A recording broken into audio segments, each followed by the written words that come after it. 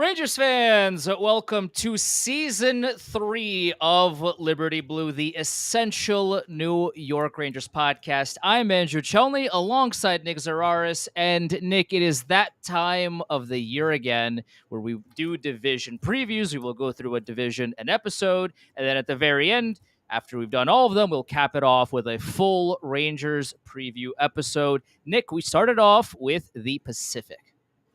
A very interesting division because 3 of the 8 teams are outwardly rebuilding. Anaheim, San Jose, and the Flames. The Flames can tell you it's not a full-on rebuild. If you look at the roster, it's a rebuild. You're going into the season with 2 goalies who have less than 100 career NHL starts. You're going into a season with 4 or 6 defensemen, not proven NHLers. You have a few nice assets, frankly, that you could still trade off and continue to ascend your prospect pool, develop it out.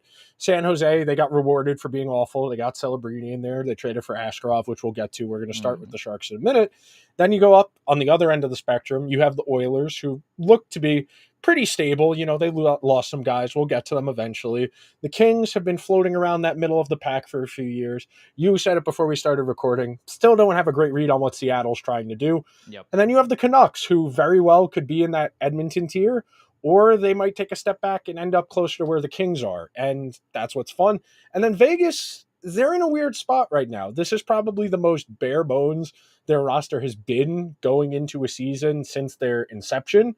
They've taken some interesting gambles, and there's a whole lot to talk about. So we'll start in reverse order. We'll go to the worst team in the NHL last year, the San Jose Sharks. Anytime you can get rid of David Quinn, you've made your team better. I can say that authoritatively as a Ranger fan, hand up. Agreed. We went from David Quinn to Gerard Gallant, and we were looking around at each other like Gerard Gallant was Scotty Bowman. You know, we were looking around at...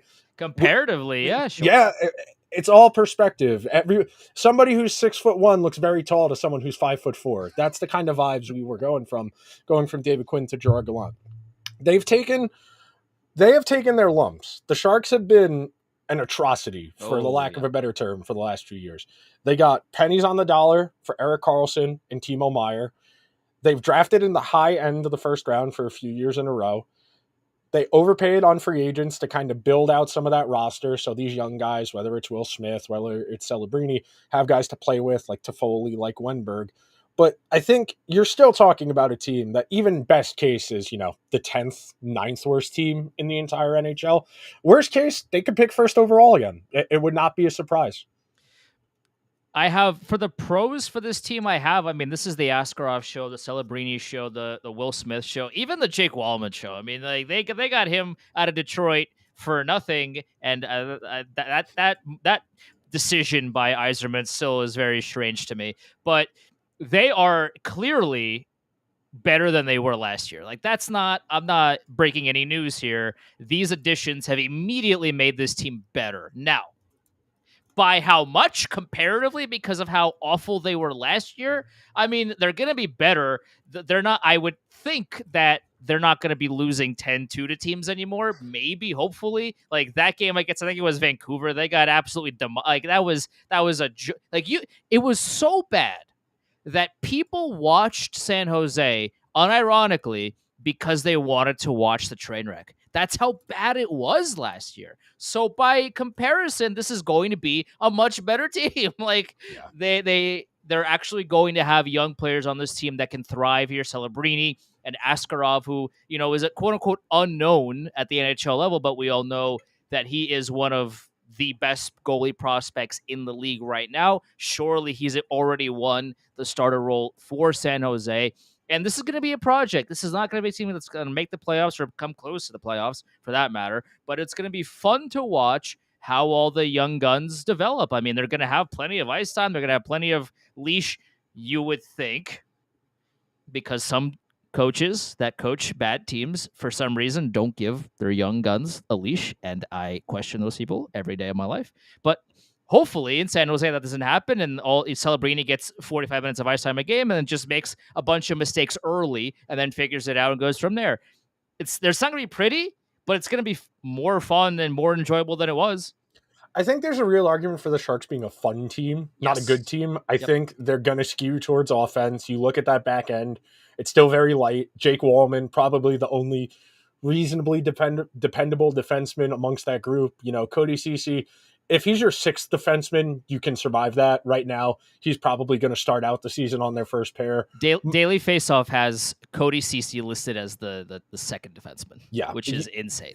You look at him, Jake Wallman is solid. Jan Ruda is probably a fifth or a sixth defenseman that's going to have to play up. Edward Vlasic still hanging around, kind of shocked he hasn't gotten the medical retirement yet that, frankly, all of the guys on those atrocious contracts end up getting. You know, you think about some of the other ones that have happened over the last handful of years, guys who magically develop allergies, guys who magically develop, a chronic injury that can't be treated or refusal to get treated. So I think the Sharks are safely in that bottom third of the league, 10 or worse. I think they have the potential to be fun, especially depending how Will Smith, how Celebrini do out of the gate. If Celebrini comes in and is 60-ish points and that team has an identity going forward, they have a new coach in there, somebody who had been in the Sharks system for a few years, was an assistant under David Quinn. This is a transitionary period. We always talk about you got to bottom out, you got to eventually start making progress. This is the first season the Sharks have actively started building something vertically towards improving. They spent money in free agency. They brought in established veterans. They brought in, our friend Barclay Goodrow. They claimed Ty Dellandrea. We mentioned Toffoli and Wenberg, Ceci.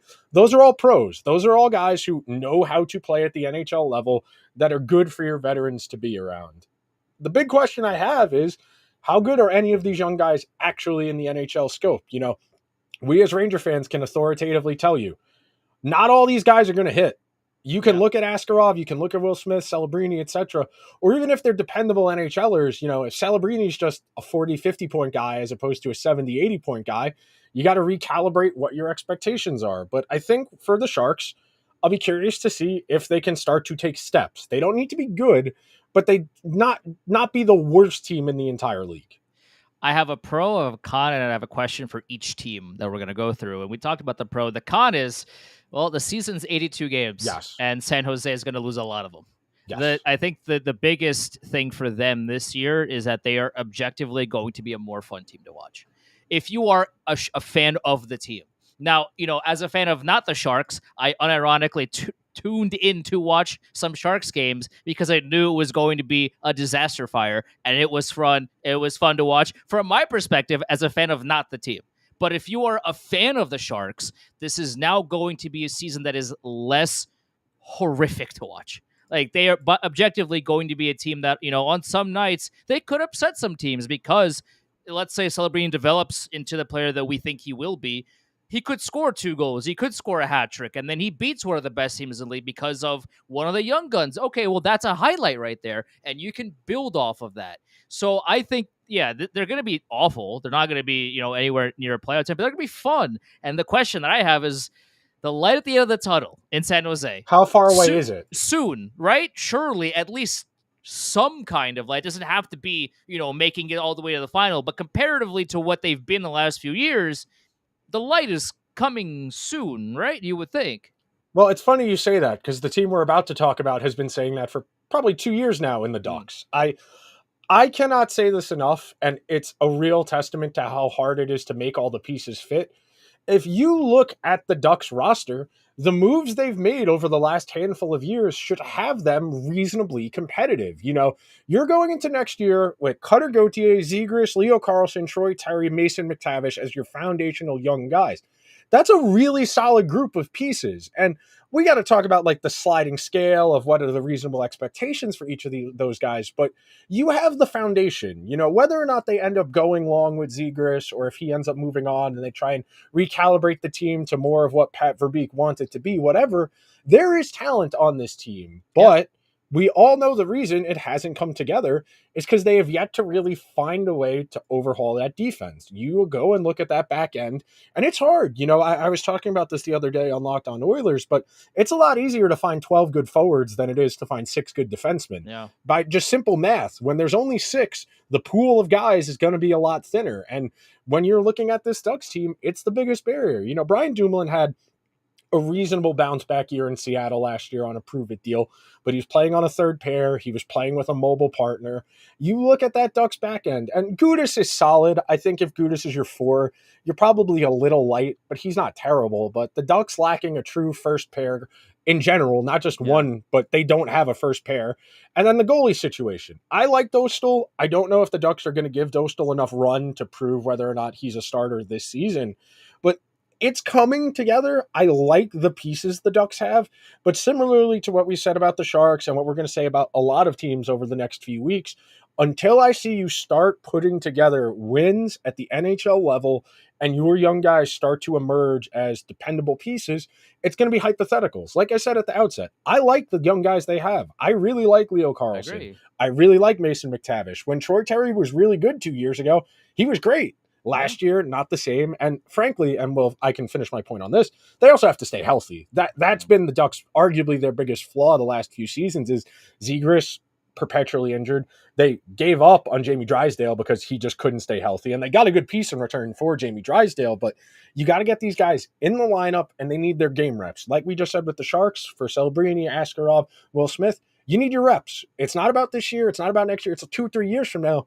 but you got to play for those reps to matter. One of the pros that I have for Anaheim is that you mentioned him, and I think Dostal is going to be a really solid NHL starter. I think he's one of those goalies that all Anaheim has to do is give him an opportunity to essentially let him go. Just give him a run, which is really difficult to do when you have John Gibson as the second goalie, the 1A, the 1B. They don't really know what John Gibson is, and the problem is that they've tried trading him, and nobody has seemed to want to take on, 1, that contract, and 2, that health bill.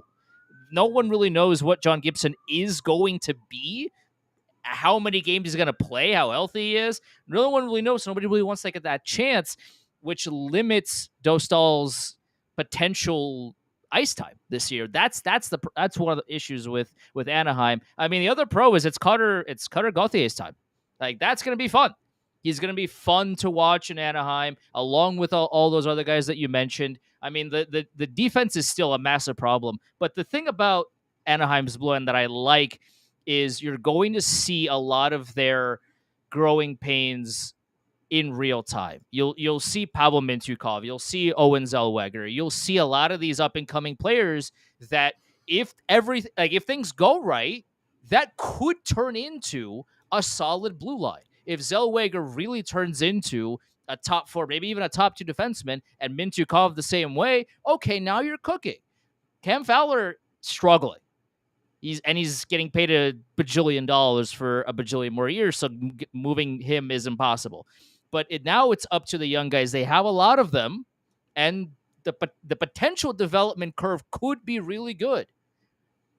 One of the issues is, well, how many games is also going to have, and 2, is everybody's potential going to be reached? That's kind of the question that I have in Anaheim. They have done the work. You know, they're a few years past where the Sharks are. They've spent some money on guys, whether it be Ryan Strome and Frank Vetrano and Alex Killorn. You know, they have spent the money to have the right supporting cast to put these young guys in an environment where they can be successful. And it's not easy to get from where the Ducks were and the Sharks are to competitive. You know, the Sabres and the Senators, who we're going to cover a few weeks from now, they've been trying to do that for 5-6 years at this point. You know, the Sabres drafted Jack Eichel almost 10 years ago at this point.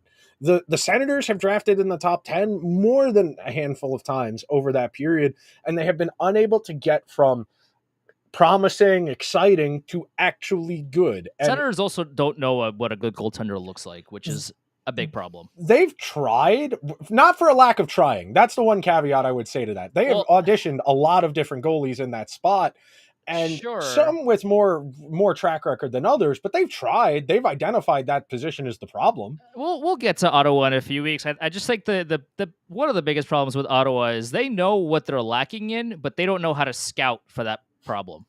Like, giving Korpisalo that mega contract when you know he's not very good is like, I don't understand. But I don't understand that. But you know, we're a little bit away from Ottawa. I think the one caveat I will say adding on to that is goaltending is an environmental position. Unless you are truly, if you're team proof, if you're Shesterkin, you're Saros, you're Hellebuck, then I think once you start getting towards 6, 7, 8, 9, we're going to get a really good litmus test of this with Olmark, dropping somebody who's been a top 10 goalie for 3 straight years onto a team that hasn't had a top 10 goalie in probably 5 to 10 years. We're going to learn a lot about Olmark and that Senators team based on that. So let's take a pivot here and we can move along to talking about Seattle next. Seattle they are in a weird spot because everybody overcorrected to the Vegas expansion draft where it made Ron Francis's job a little bit more difficult. And then he made his own job more difficult. I understand that they had if Vegas could be competitive right away, so can we thing. And then nobody did any side trades with them. They didn't get any of the foundational pieces the way Vegas did. Wild Bill had 40 tucks the first year that team was in existence. Marchessault was a 60, 70-point guy that first year. Riley Smith was a 50, 60-point guy that first year. Shea Theodore is a first-pair defenseman on that team. And you look at this Seattle team as they're currently constituted. It's fine. It's not bad. It's not great. There's no reason to be excited about the Kraken. They are going to be a very average team. They don't have guys who really have high ceilings to hit. Like, even if Matty Beniers has a good year 3, I don't think he's a point per game dominant forward. I think he's a nice supporting piece to an alpha type player that just there aren't a lot of in the NHL. We're going on year 3 of Shane Wright failing to be a regular NHLer, which isn't just his fault. That's on the organization as well. But you look at the Seattle team and it's very meh. It's fine. They threw a bunch of money at Stevenson and Brandon Montour. That helps. Doesn't make them that much better, but it does help. And that's where you get into the conundrum of spending money for the sake of spending money to tell my owner, hey, we made the team better. We brought in these guys. We're going to sell more jerseys because we actually have guys that people's are going to want to buy the jerseys of. And it's hard to be exciting. You're going into another year with Grubauer and Joey Decord. It's really hard for me to see a vision of Seattle as anything more than maybe a second wild card. My pro for Seattle is Matty Beniers is good at hockey. Yeah. He's good. He's going to be fun. And as a first-line center, I think he takes another step forward. I do think he really develops into a solid first-line center. Is he going to be, a game-changing, a top forward in the NHL? I don't know. Maybe. I don't think so at this point, but he'll be a really solid 70, 75-point guy, I think, for his entire career. And those are rare. Like, we have to think about it this way. Like, there's only 4 or 5 players in the entire world that can break 100 points in the NHL on a consistent basis. And maybe Beniers does it 1 or 2 years, but I think overall he's still going to be a solid first-line center in the NHL. My con is, okay, well, you gave Chandler Stevenson that ridiculous contract. Now what? Because he was really supported by Mark Stone. He was really supported by his cast. Now, I'm not here to suggest that Stevenson's a bad player. He's good.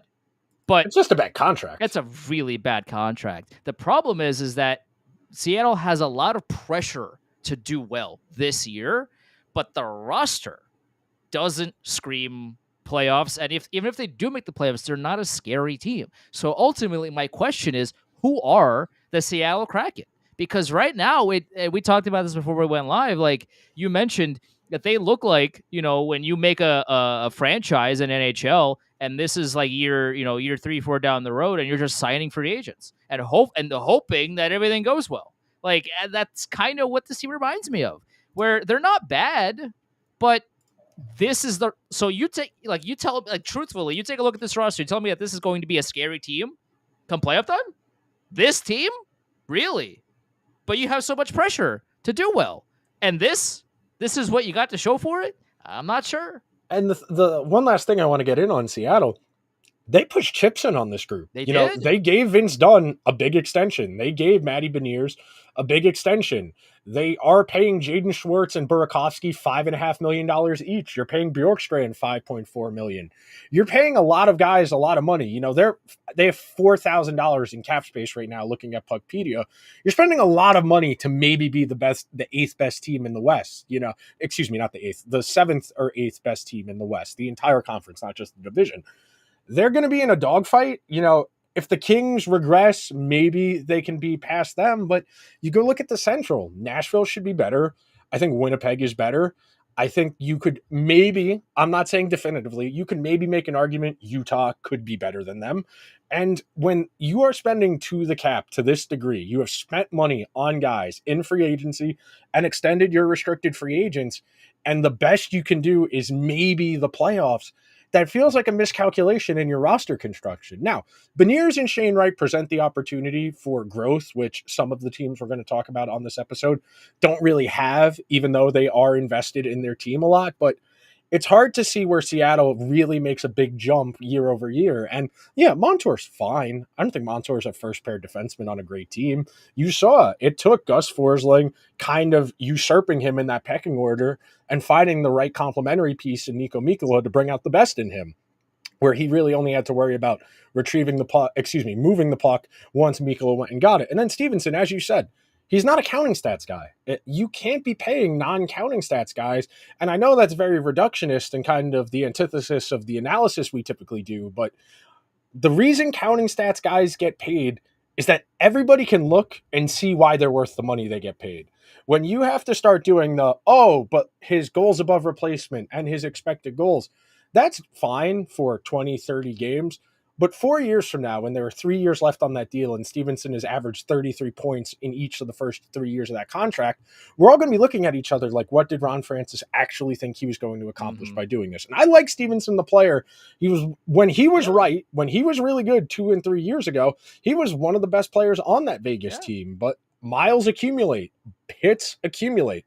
Next up, Calgary Flames, who staved off rebuilding as long as they possibly could. Allegedly. Until everybody forced their hand. You know, I think when we talk about where the Flames are at 5 years from now, I think a lot of people are going to look at Brad Treliving the same way we're all looking at Ken Holland right now. Of he realized he wasn't coming back and kind of threw his hands up and said, whatever. Getting Huberdeau and Uyghur as opposed to futures for Kachuk, giving Kadri that big contract, refusing to trade Hannafin and Lindholm earlier, they cost themselves stuff. And they've accumulated a lot of assets. They have a ton of picks, a ton of prospects. They've acquired something in the ballpark of 10 prospect defensemen in the last year. At least 2 or 3 of those guys should be NHLers. But the Flames are going to find themselves in a position similar to where Detroit is right now, similar to some of these other teams, Seattle per se, that don't have the star. You know, the Flames are going to do the legwork. They're going to take it on the chin this year. They're probably going to take it on the chin next year and pick in the top 5 each of the next 2 years. But until you get that franchise player, that elite first line player, you are going to be in a holding pattern. And it's the hardest thing to do in this league is to get one of those guys because there aren't enough of them for every team. And then some teams have 3 or 4 of those guys. So the teams that don't, it looks especially glaring. You know, you look at that roster on paper, it's pretty stinky. That forward group is 6 deep, 7 deep. Yeah. That defensive group is 2 deep. Their goaltending, they have a combined 80-something starts at the NHL level. There's really no cause for optimism, nor would you want it. You know, the Flames don't want to be a wild card team. They want to stink really badly. The pro I have for Calgary is that I think Dustin Wolf is going to be really good. I think he's, obviously I haven't watched too much of his AHL games, and he's only gotten a handful of starts at the NHL level, but I think he's going to develop into a solid goaltender for Calgary for a long time. It's just the rest of the team is aggressively mid. Yes. Like so mid that if you're a Flames fan, like if you're let's say a Flames ticket sales rep and you want season ticket holders, you want people to come buy tickets, who on this roster are you selling? You're selling Dustin Wolf. That's really I guess. Like, you don't build a team just to sell tickets like that. That's kind of obvious. But there's nobody on this team right now that is going to get people in the door. Kadri's a great player. Huberdeau back in Florida was a really good player. He's kind of been aggressively not great in Calgary, sure. Are people gonna see Blake Coleman on the opening night roster and say, "Oh, I have to go because Blake Coleman's playing"? Oh, I have to go because Kevin Rooney's playing. Blake Oh, Coleman's going to get them a 2 and a prospect at the deadline this yeah, year, and he's going to be a good fit for whatever team sure. gets him. You and I over the last 3 years have talked a lot about the sliding doors of 2021, where the Rangers took a long look at him, and was reportedly that John Davidson and Jeff Gorton really wanted to sign Blake Coleman coming off of that second cup that Tampa Bay had won to kind of be.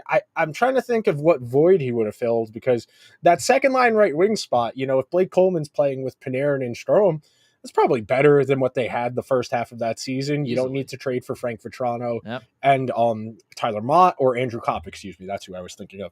You don't need to make that trade, but you're probably not feeling as good about it now on the back end, because you probably haven't won, because I don't think Blake Coleman is the difference between that and that. The one last thing I want to get in on the Flames. It does feel like they're going to be in this for a while. I'm not saying it's going to be Buffalo bad, but I think there's a real chance they're not a serious team until that new building opens like 4 years from now. I think there's a real chance where they're going to take it on the chin. That I think Wolf is going to be solid, but it's going to be really hard for him to have a good first few years behind this team. Their defense it leaves a lot to be desired. I do not understand how you looked at Kevin Ball's tape with the Devils, a great possession team, and say that's who we want for Jacob Markstrom. We've watched a lot of Kevin Ball over the last few years as Ranger fans. He's big, but he's not functionally big. He doesn't win puck battles. He can't move the puck. He is the quintessential big guy. He's Tyler Myers, but left-handed. Maybe he can be a little bit better of a skater, and that's the proposition. But if you're that big and you don't have a physicality, a ruggedness to you, I don't understand why you're going out of your way to get a big guy. We're going to talk about Vancouver later, who went overboard in getting big defensemen. Calgary, I get it. Like archetype-wise, you want the big defensive defenseman who can go and get the puck. Kevin Ball doesn't do that. He's just big.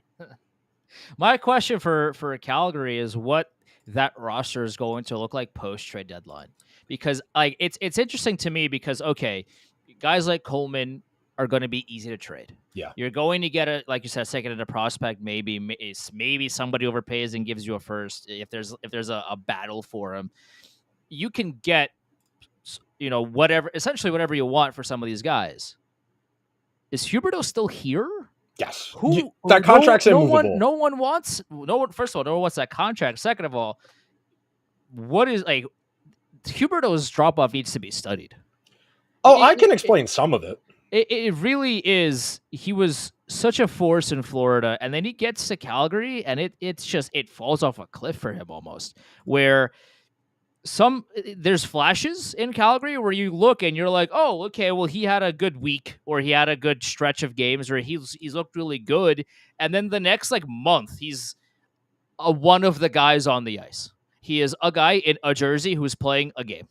And it's incredibly just weird to think about how just a couple of years ago he was a very dynamic player. Now again, you could argue, he was playing with other top talents, but what he's had Kadri, he's had guys that also have some of those skill sets in Calgary, and he has been just a guy a lot of the time, and for how much he makes, that's obviously not going to cut it. So it's going to be very interesting to me, because they're not making the playoffs, how much of that current roster that they have is going to still be there come post deadline.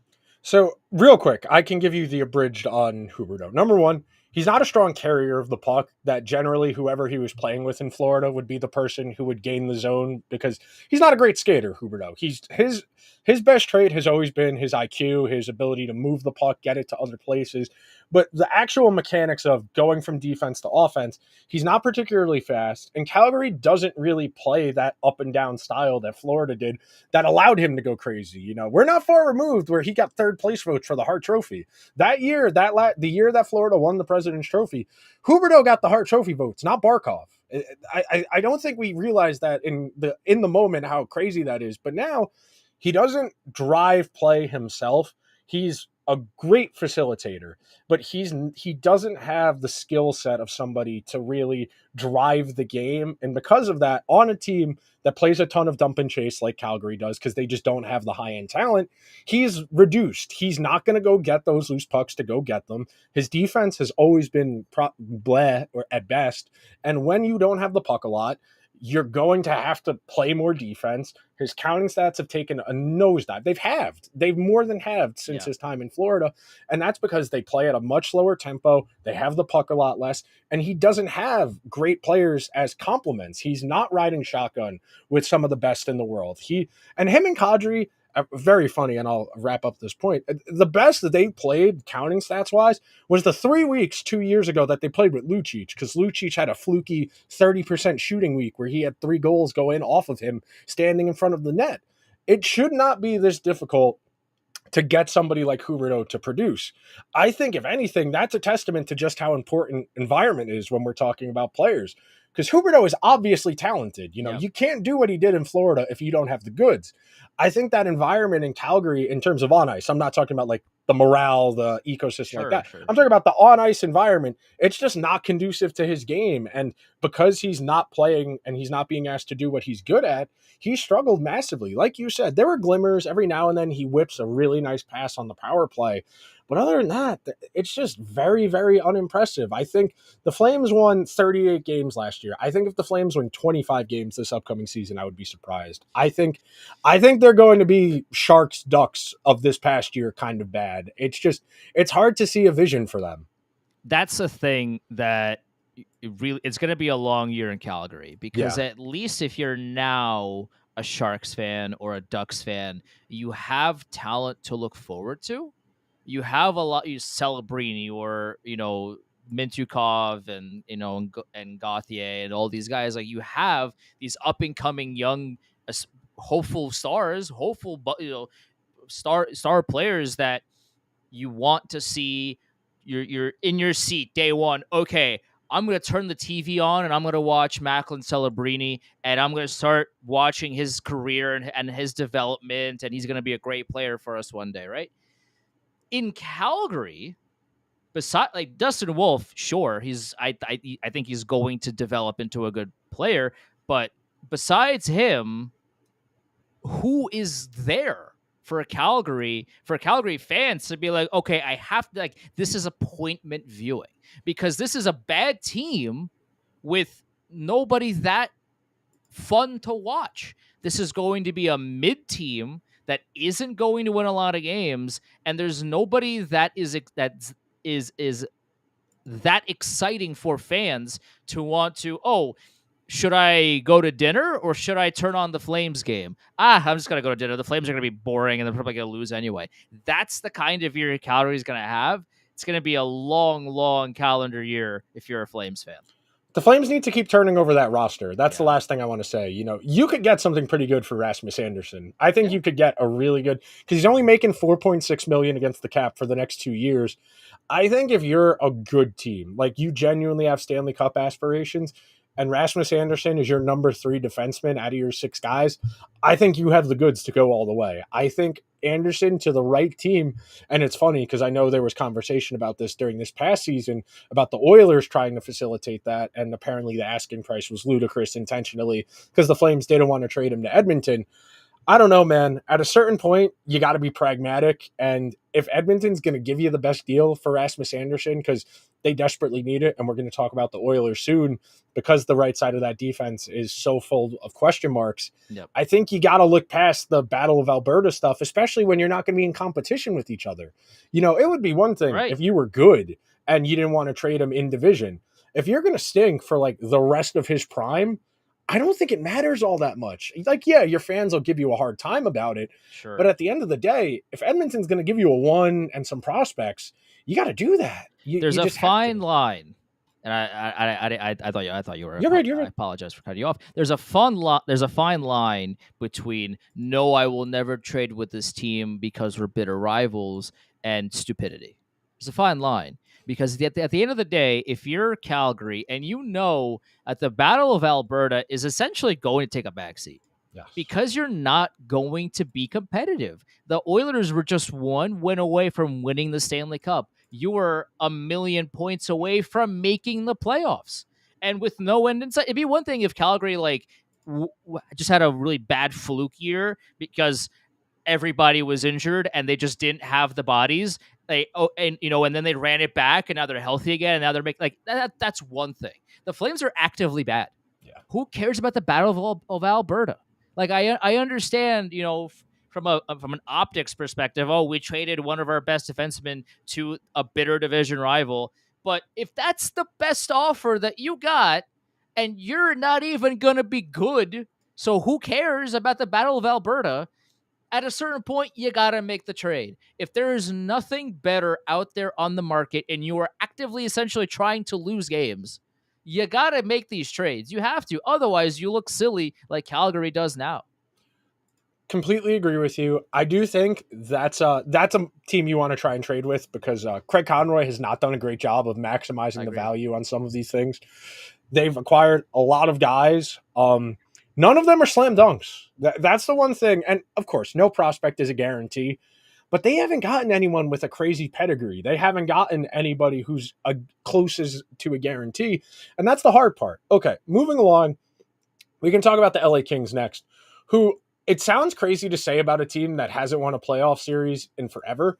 It kind of feels like they missed their window with this group, with that Fiala, Kempe additions to Kopitar, Doughty, etc. It kind of feels like the years for them were 2 years ago and the year before that. You bring in Deneau off of that Cup final run he had for Montreal.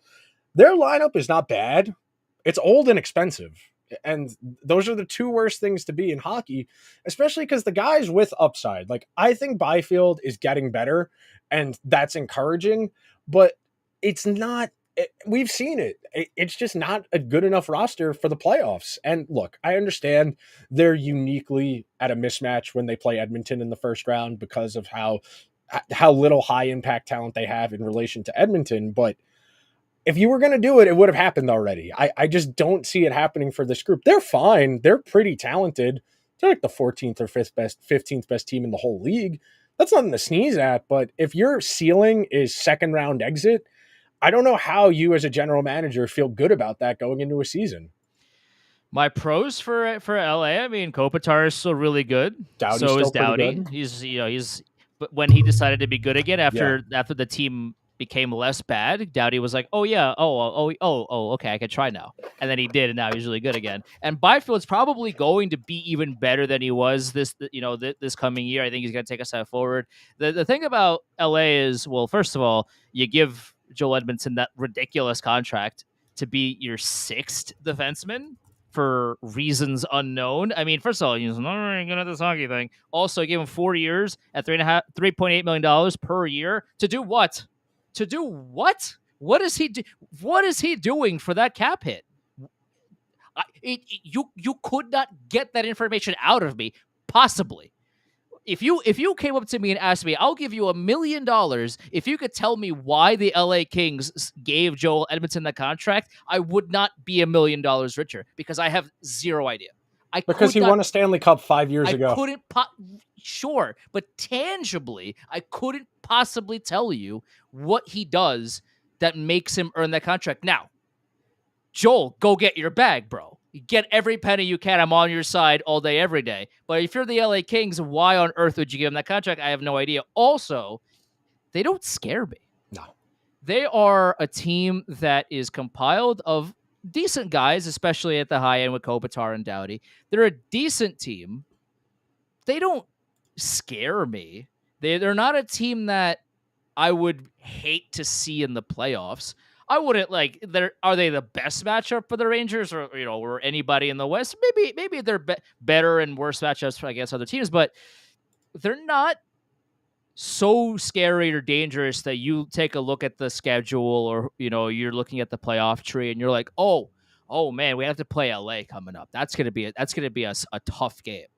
They're good, but they're not a team that you kind of circle on the calendar of oh, we have to watch out for them. They might do a lot of damage this year. They're fine. They're not. They're very meh. Yeah, it's not a bad roster. Kopitar, Kempe, Byfield, Trevor Moore, Deneau, Fiala. That's a solid top six. Yeah. They replaced Arvidsson with Warren Fogle, who's not bad. They still have Arthur Kaliev kicking around and Alex Turcotte kicking around, who have yet to really kind of capitalize on their potential. And they got Tanner Jeannot, who the Lightning gave 5 picks away to get. They're in a weird spot. They're not bad enough to like tell Rob Blake to take a hike, even though that probably would be the right outcome. Because he's put together a solid team, but they're capped out. They can't improve this roster anymore, and it's entirely upon their young guys. And look, I love Fiala, and I think Kempe is one of the most underrated players in the entire league. Both of those guys can be 30 to 40 goal guys, but even then, it still doesn't feel like enough. And good on them getting out of that Pierre-Luc Dubois contract. Taking that gamble made sense at the time, but they didn't have the best plan to integrate him into their lineup. He played a lot of third and fourth line, very clearly checked out, and wasn't particularly invested in the outcomes of their season. And they did the right thing there, but you lost your depth and you spent a lot of money losing that depth. You think about what Iafallo probably would have meant to that group, or what why can't I think of Buddy's name on the Jets? This is terrible radio. That was the other person in that trade, who was injured most of last season. Velarde. There we go. Yes, Gabe Velarde. Yes. Yeah, that was who I was thinking of. When you lose those two guys, Iafallo and Velarde, for nothing, because you've given up on PLD 1 year into it, it's just not a great look. They lost a lot of depth in that trade immediately, and I don't want to speak for you, but I know I did not like that trade for LA when it happened. I thought purely on the gamble, because no matter what, they're kind of stuck in this box. And if Dubois cared, he very easily could be the long-term Kopitar replacement. But it feels like it's going to be a perpetual challenge to get him to the level of engagement and the environment and the right line mates to get him to play at his best. And, we're going on 4 years since his last really good stretch during that playoff run where they ultimately lost in the first round to Tampa Bay. But they made him sweat, and he was a driving force in that. He was really good in that qualifying round series against the Leafs that the Blue Jackets won. But all of that said, they don't have a lot to show for this window. A lot of teams, they almost stuck the landing in reassembling their group the way Dallas did. Dallas fully stuck the landing reorganizing around Ben and Sagan. LA almost did it around Kopitar and Doughty, but it's just not on the same tier. They haven't hit on any of their young guys the way Dallas has. Now, if one of these young guys for LA really kicks off, pops off, then it's a different conversation. Sure. Moving along, next up, the Vegas Golden Knights. They have won their Stanley Cup already. At this point, it is a matter of how long can they keep kicking the can down the road on having no long-term future. They don't have a pipeline. They don't have a lot of draft picks. You go into a season with Pietrangelo and Eichel and Stone, you're pretty good out of the gate. Those are 3 of the 30, 40 best players in the entire world. If everyone's healthy, they will be competitive. They have a solid lineup, but they are also going into this upcoming season with Victor Olofsson, Pavel Dorofeev, Brendan Brisson, and Alexander Holtz in their top 9. And Ivan Barbashev on their top 6. This is the weakest Vegas lineup in a long time. Their high-end talent is great. Don't get me wrong. Eichel, Stone, Pietrangelo, Shea Theodore, that's more than enough to get you to the dance. But you saw it in that first-round series against Dallas. Dallas's depth was enough to mitigate that high-end talent. And when you don't have that enough depth, you have a hard time. There's a reason Vegas has been doing LTIR shenanigans forever, because they know we need to fill out our bottom 6. We need to go out and get that Tomas Hertl. And I'll be curious to see if Hertl really fits, sticks, and coming off of that injury where he missed so much time last year. I'm curious to see what Noah Hannafin looks like in his first full year there.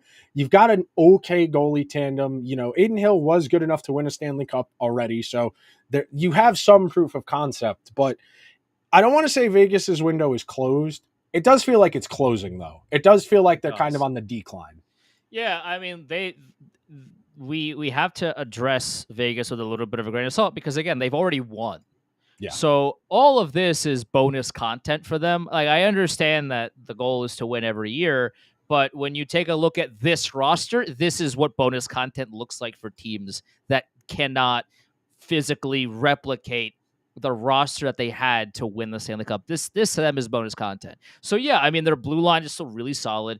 Eichel, Stone, still two of the best players on the planet. If Hurdle comes back and he's healthy, like you said, I'm interested to see how he fits. I think he does look better than he did when he came over to Vegas, although that's not really saying a whole lot because he looked really bad in Vegas when he got traded. But I would think that he gets better from that. One of the cons, and you mentioned is Victor Olofsson going to play top 6 minutes? This is the guy that Buffalo just couldn't keep anymore because all he did was essentially just sat pat on the power play. He didn't do a whole lot of anything else. And this is the guy that you want playing second line right wing. This you him of all people. So okay, well your forward depth is looking a little bleak. Your blue line is very good, but my question is that what if Adin Hill doesn't have great numbers? Because if he doesn't have great numbers, the blue line can still be great. But you're gonna lose games 3-2, 4-2 every night because you don't have the offense to mitigate every other issue. Your offense is not as deep as it was. It's not as strong as it was. It's not as scary as it was. And if Adin Hill is a little bit leakier than during the cup run, well, then what are you gonna do? Because you don't have the offense to mitigate that. It's really a weird spot to be in for them because, like you said, they've already won. They're trying to have their cake and eat it too. They're trying to get another one before they really have to face the music because that's coming. Vegas will eventually have to face the music for being as aggressive in their roster construction as they have. They're going to be a playoff team. They very well could be second or third in the Pacific. If everything breaks right, they very well could win the division outright. But I think the two teams we're about to talk about. So next up is Edmonton, who went to the Cup final, came within 2 goals of winning the whole thing, put even more chips in this offseason. And the framing I want to use to talk about Edmonton is very straightforward. It's very similar to the Rangers' dilemma of we've been really good for a few years now, and the costs were relatively controlled. Edmonton is facing the proposition of going from paying Draisaitl 8.5 and McDavid 12.5 to McDavid getting 15 and Draisaitl getting 13 to 14. Evan Bouchard got 3.6 this past season. On his next deal, which he can sign next summer, it's going to be at least a 7 or an 8. You're talking about playing almost $40 million for 3 guys. No. There is not a world, and look, I think McDavid very well might end up being the best player to ever play the sport. I don't think you can build enough of a roster if 3 guys are making almost half of the cap. As good as Draisaitl, Bouchard, McDavid are, I don't think it's doable. And then you're still going to have to give Stuart Skinner his next contract. And you're going to have to fill out the rest of the team. They've got Hyman under contract for, I think, 2 more years. And they got Nuge under contract for 3 or 4 more years. After that, Skinner, Henrique, Arvidsson, Perry, Connor Brown, Janmark, all of those guys are 1 or 2 year deals. It very well could be where they can do what Toronto did, where guys like Spezza, guys like Giordano, they'll take the minimum because they want to be on that team. They want a chance to play with the best, whatever. This is it for Edmonton. If they don't do it this year, they are going to have to, by definition, take a step back because they cannot afford the roster they're going to ice next year. They just can't. The math doesn't work. Maybe if the cap goes up to like 110 as opposed to 104 going into from next summer to the year after, okay, maybe. But that's banking on a lot going right. And as we always talk about on this show, hoping for things to go right is not a plan. The pros for Edmonton is, well, the boys are back in town. McDavid's back. Draisaitl's back. Nuge is back. Like they're all the top guys, and Bouchard is back, and Skinner's back. Like all the guys that made it back to the final, they're here again. And offensively, they did get better. Like Arvidsson is a solid player. Jeff Skinner is offensively a solid player. Even Podkolzin could be something for Edmonton. The problem is that their blue line, besides Bouchard and Ekholm, is definitely a collection of human beings that play hockey. I'll tell you that. Like, their blue line is just not great. Darnell Nurse making a bajillion dollars to be what, we all Nine saw and a what he was quarter. in the playoffs. I'm not very good at this hockey thing. Like, this is a team that is really going to leak a lot of opportunities. And the question that you have to ask yourself is, yeah, Jeff Skinner is a good offensive player, but because he doesn't back check ever, that by default means is that the blue line and also Stuart Skinner, are going to have to make up for a lot of those chances going the other way.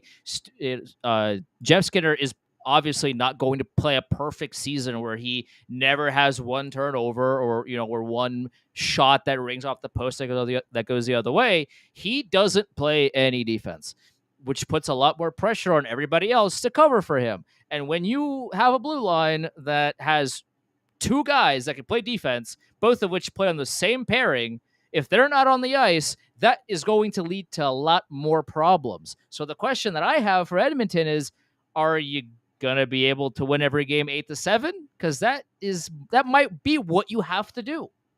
It feels very it's showing a lot of hubris to think you're going to get by till the trade deadline with Troy Stetcher and Ty Emberson as your 2 and 3 right D. Stetcher hasn't been a full-time NHLer in a while. He hasn't played more than 50 games in a season in a few years now, and especially not on a good team. He's on Utah, he's on the Flames, but neither of those teams, well, Utah now, Arizona then, but not particularly good. And Ty Emberson has 20-something career NHL games. You are asking a lot of either of those guys to say, yeah, you're playing with Darnell Nurse. We know it's not going to be easy. Good luck. It's asking a lot of either of those guys to do that. And you're going into this year where you're going to ask Skinner to start 50 to 55 games, and you're going to need 25-ish from Calvin Pickard. That is a lot for a backup who hasn't had to make that many starts the last handful of years, frankly. The Oilers will be fine in the regular season. That's never the problem with them. They're very similar to the Rangers in that regard. We've talked about it a lot where because they're so successful in the regular season, it's hard to tell people in that organization, you guys aren't doing a good job here. Because on paper, the Oilers will win 50 games. They'll be the first or second team in the Pacific. They might have home ice. They might be able to win the Western Conference as a whole and have home ice the whole way.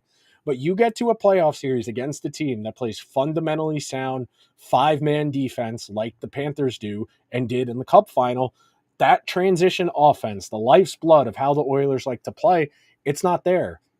You need to be able to cycle, to maintain offensive zone time, especially with a defense that's going to be this fragile, where if you force Nurse and Stetcher and Kulak and Emberson to play a lot of defense, you're going to be able to take advantage of them. The Oilers' defense was the reason they lost the Stanley Cup final, and it's worse than it was going into. And I know people will say, well, they got rid of Cody Ceci. He's not very good. Cody Ceci's not very good, but I at least know what he is.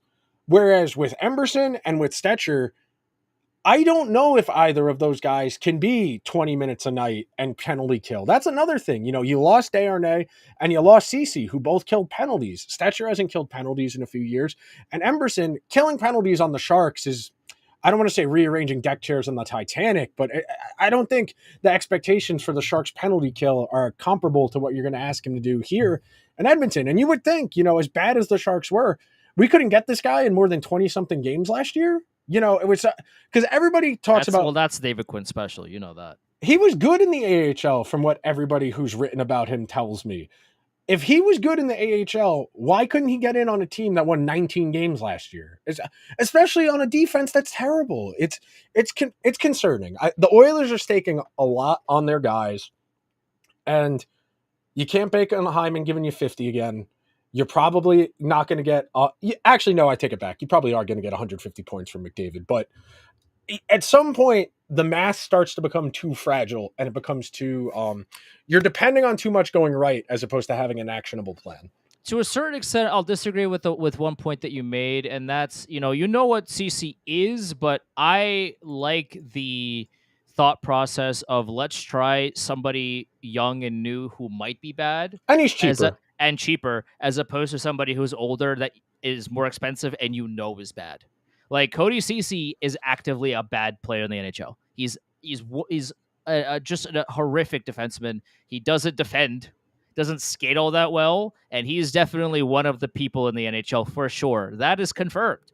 So the fact that okay, you remove him from your roster, and yeah, your replacements are complete question marks. You have no idea if Troy Stecher can handle top 4 minutes. And oh, by the way, your partner's Darnell Nurse, and also Ty Emberson, a guy who, yeah, like you said, couldn't get on a really bad Sharks team. Now, how much of that was on him versus how much of that was David Quinn? Because we all know that David Quinn has had a tendency to do that over the course of his coaching career. We don't know for sure, but I at least like the idea that Edmonton is going for with this blue line.